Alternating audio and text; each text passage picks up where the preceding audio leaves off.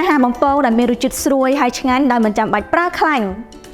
សួស្តីអតិថិជនរបស់ក្រុមហ៊ុន Sunsimexco ទាំងអស់គ្នាជួបគ្នាសាជាថ្មីម្ដងទៀតហើយជាមួយនឹងខ្ញុំនៅក្នុងវីដេអូថ្ងៃនេះខ្ញុំសូមនាំអារម្មណ៍បងប្អូនទាំងអស់គ្នាឲ្យមកស្គាល់ជាមួយនឹងម៉ាស៊ីនបំពងប្រើខ្យល់កម្ដៅ Electrolux មួយប្រភេទដែលមានជាមួយនឹងលេខ model E6AF1 520K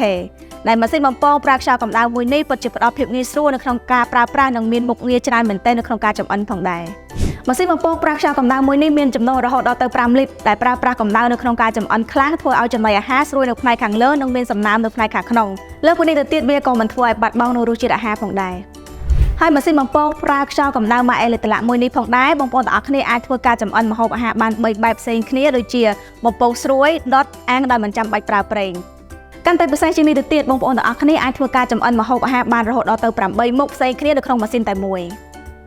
លោកអ្នកក៏អាចធ្វើការលាងសម្អាតម៉ាស៊ីនបំពងប្រើខ្យល់កម្ដៅមួយនេះនៅក្នុងម៉ាស៊ីនលាងចានបានផងដែរ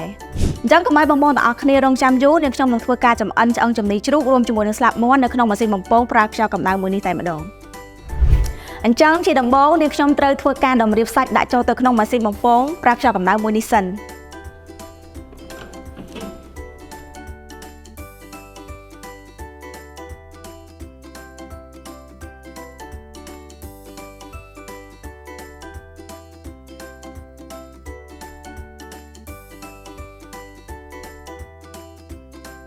អញ្ចឹងបន្ទាប់ពីខ្ញុំបានធ្វើការតម្រៀបសាច់ចូលទៅក្នុងម៉ាស៊ីនបំពងប្រើខ្យល់កម្ដៅមួយនេះរួចរាល់ហើយ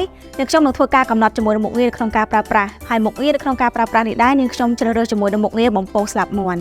ទៅពេលដែលយើងកំណត់ជាមួយនឹងមុខងារបំពងរួចរាល់ហើយវានឹងលោតបង្ហាញជាមួយនឹងសីតុណ្ហភាពក៏ដូចជាម៉ោងដែលស្វ័យប្រវត្តិឥឡូវយើងមកចាំមើលថាម៉ាស៊ីនបំពងប្រើខ្យល់កម្ដៅមួយនេះនឹងចេញលទ្ធផលមកបែបណាអូខេបងប្អូនទាំងអស់គ្នាឥឡូវសាច់ដែលយើងបានដាក់ចម្អិននៅក្នុងម៉ាស៊ីនបំពងប្រើខ្យល់កម្ដៅមួយនេះបានឆ្អិនរួចរាល់ហើយឥឡូវយើងទៅមើលទាំងអស់គ្នា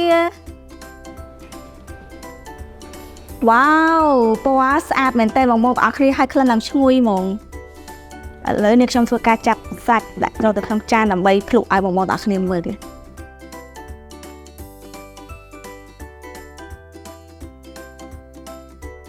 អូខេឥឡូវខ្ញុំមកភ្លក្សឲ្យបងប្អូនទាំងអស់គ្នាមើលវ៉ាវឈ្ងុយមែនតើបងប្អូនទៅភ្លក្សមួយសិន